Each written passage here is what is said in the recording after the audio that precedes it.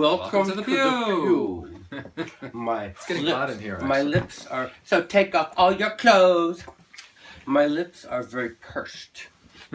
I am too much lemonade. I am Dr. Julia Hoffman on Dark Shadows, pursing my lips because I have this very beautiful purse.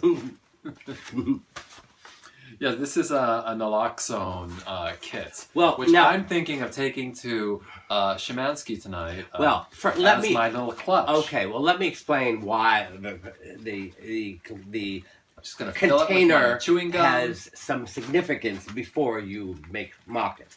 Well, I know first you're of all, not mocking it. I know. I think for all our uninitiated Peewers, we need to explain what naloxone is. Okay, well, first, yeah,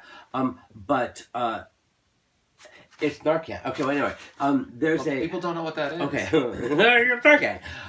No, this is from a drug treatment center in New Jersey that wants me to speak to their drug treatment center, and they gave me like 20 of these. A living example of why you shouldn't do heroin. Yes. What, the purse or me? You. Yeah. Okay. So but I'm going to go talk to them. But so they gave me all these, and they said they have hundreds more. They want to give me like all these. But of course, not you want them for a different reason. Right. I want to just use it ironically. I mean, look at here because it is actually it's a cool looking. Yeah. And I could easily see my this. camera and phone and I keys. could see this at selling at Kitson for $100 and Paris Hilton with what just like bedazzled a little bit. Well, I like it has kind of like that Mexican. Like, no, but just this side needs a little something. No, I like the simplicity, But so inside, you get the compact. You get rubber gloves, and you get the Safety Works Rescue Breathing Face Shield. This is for give sterile CPR. It's like a dental dam when you put somebody's pussy. And then this is the thing that you stab the person in the heart with. Well, no, to get them to wake up. No, right? no. Here, you put this. Oh, yeah, there's one here. In there, you twist it in, and then you go like that, and it'll go up there, and you can put it up there. You can squirt it up your nose, or you see the syringe in there. Mm-hmm. You can also you have to put it in a muscle. Okay. And it's naloxone, which is Narcan, which is the drug they give people who are ODing on heroin so that they don't die. Yeah, and it's kind of narcotic. Immediately cancels out. Narcotic cancel. That's right. what Narcan. Right, it cancels out the heroin, and suddenly it's what Suboxone. It's what is in Suboxone. Narcan is in Suboxone. So you won't feel. You won't get. In fact, you'll get sick if you do. So there's that. The alcohol thing. Oh, and this is something. This is the person. Right, because when you're ODing on the street, or in your car, you need an alcohol wipe. So, needs word. I can't read any of that. I don't have my glasses on. It says need syringes? Call us. But this is the one that really got our attention. Here, contact us for overdose prevention. If you want help or to stop using, or need somebody to talk to, call Tina at. If I need help, call Tina. I need help staying awake. I mean, did they not see that? How could they not? I mean, you know what? This is why they have me consulting with them. So I'm going to say something to her about it because, I mean, obviously they don't know. Call Tina or Chris. Yeah, Crystal. Call Crystal. Or Molly. Call Tina and Molly. I mean, I guess if that's her name, but it's just... Some people are named Molly. Yeah, and some people are named Tina. But I mean, I don't know. I mean... Sweet. Yeah. I think we should do it. Yeah. So, we'll be right back. And now a word from our sponsor.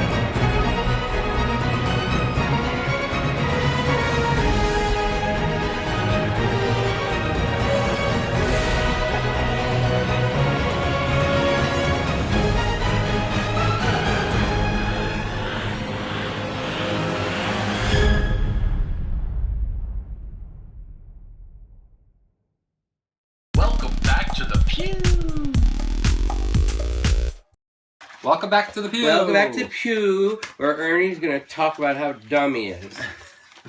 I'm not talking about how dumb I am. I just took a driver safety course because every 3 years, if you take one, your insurance rate goes down, and the previous one I had taken had expired. So I did it online, as I did 3 years ago. Your blood pressure goes up and your insurance rate goes down. Actually, it's a very long course. It takes more than 6 hours to take the course online. It's not like something that you just go on and... That's why your blood pressure goes up. Well, mine didn't go up because I did it over a course of time, but while doing it, I don't remember the online course being so dumb because, in fact, I think they've dumbed it down. No, of course they've dumbed it down. Since 3 years ago because it was, first of all... on a downhill trajectory. It starts off with the question... Why read? For an extra like $5, it can be all the questions and text can be read to you. Wait a minute. Oh, that's not part of the test or whatever. It's just a choice. It's like this little ad it's this ad that pops up that says like, "Don't you hate reading?" or like, "Why read?" Oh, it has nothing to do with the test? No, it is part of the test. It's like the test. The course the course tells you that if you just pay another $5 or $6, the whole thing can be read to you. So that because it's just American, because you don't like reading or people don't like to read, and it's just so much better to have it read to you. Well, it is. I mean, it is.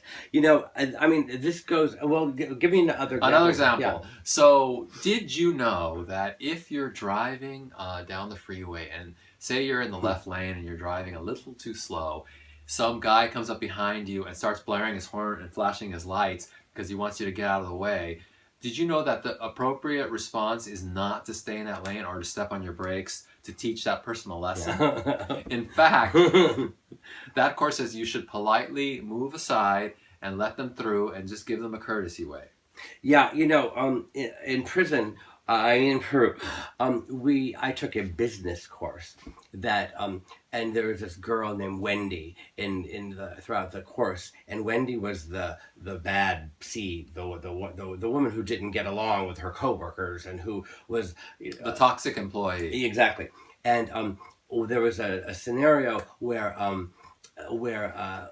the boss told Wendy one day that due to water leaking or whatever, we would be moving our offices to Midtown instead of Uptown. And now, what is the proper response to that? And on one side, Wendy was saying, when I was hired, I was told that the offices were going to be uptown, and I'm not going to go downtown or to Midtown or anywhere else for these to work, because that's not where I was told that I'm going to be working. And in fact, I'm going to make a big deal out of this, and I'm going to call everybody, and I'm going to tell them all not to go. And or would it be to say, well, although I was told that we would be working uptown, I understand that this is a problem beyond their control, and I'm going to go along with the program, and I'm going to go to the Midtown office. Like a team player. Yes. Which of those is the proper? And that was a seriously question. Which is the proper response? That sounds like like Lori Hyphen. That question. Oh my God, it's so funny you say that because that's exactly what I was thinking. No, I would uptown. No, chicken. Big sliver. No. I'm referring to this friend of ours, the Disco 2000 era, where she was difficult to work with at times. Maybe on another episode we'll tell you. I wouldn't say she was a toxic employee, but she was very you know precise. What? Let's have tomorrow's episode about Laura, because we have a million Laura Hyven stories, and they're all very funny. And Ron Cook, Ron Allen, a friend of mine who I went to high school with, who ended up working at Limelight and a friend of yours too, told me recently a very funny story about Lori that we can maybe tell another episode. Right. But tomorrow's episode. Oh yes, but I was going to talk about the dumbing down thing. Oh, okay. Is that this is another example of my theory of how, and I hate using the word conspiracy because it makes me sound crazy, and we know I'm not crazy, but I can't think of any other word to describe this. I really believe that America was the smartest in the 50s and 60s, and that was when mainstream America was intelligent. It was cool to be an intellectual, and TV commercials would explain what the product is and this is a higher quality I don't know. product. Have you watched TV from the 50s and 60s? It's pretty dumb.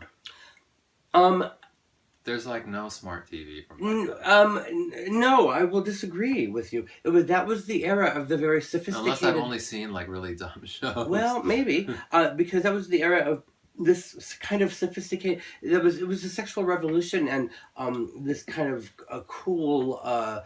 Old... The only smart show I remember from the 50s and 60s is Twilight Zone. Okay, well, TV is Night maybe Gallery. TV is probably not the best example of intellectual, No. but I'm not talking about TV. I'm talking about just America in general, because and then in the 60s, what happened? The hippies happened, and people became so smart that they realized that capitalism is all a big, It's all a farce, right? And that celebrities and capitalism, it's all a farce and it's all a sham, and that they don't want any part of it. And so they tune in, drop out. So people were dropping out of this consumerism game, which the government could not have. And ever since then, it's almost as if the government or somebody said, we can never let people get that smart again. We will make sure that people are going to get dumber and dumber and dumber until it's idiocracy, because then they're easier to control. And lo and behold, at the same time, we're getting dumber and dumber. We're being given more and more